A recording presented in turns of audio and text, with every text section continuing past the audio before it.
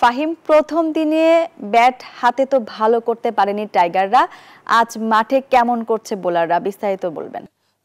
জিম্বাবুয়ের বিপক্ষে যে টেস্ট ম্যাচ চলছে সিলেটে, সেই টেস্টের দ্বিতীয় দিনের প্রথম ইনিংসে ব্যাট করছে জিম্বাবুয়ে।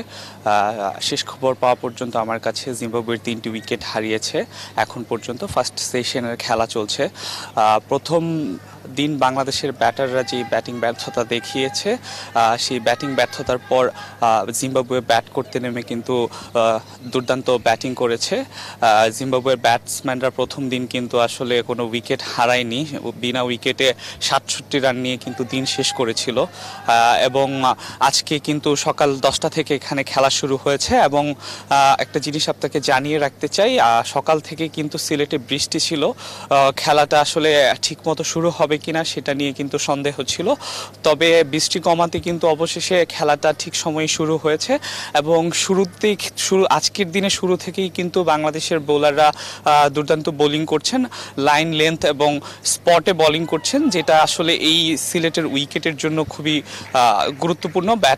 বোলারদের লাইন লেন্থ ঠিক রেখে বোলিং করা, এবং সেটার ফল কিন্তু বাংলাদেশের বোলাররা আজকে পেতে শুরু করেছেন।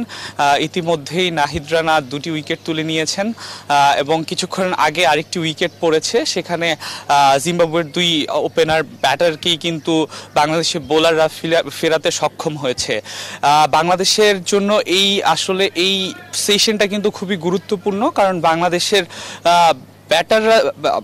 বোলাররা যদি জিম্বাবুয়ের ব্যাটারদেরকে খুব দ্রুত এই সেশনে আটকে রাখতে পারে, সেক্ষেত্রে কিন্তু বাংলাদেশ আসলে লিড নিতে পারবে। বাংলাদেশে খুব বড় রান করেনি প্রথম ইনিংসে, 191 রান করেছে।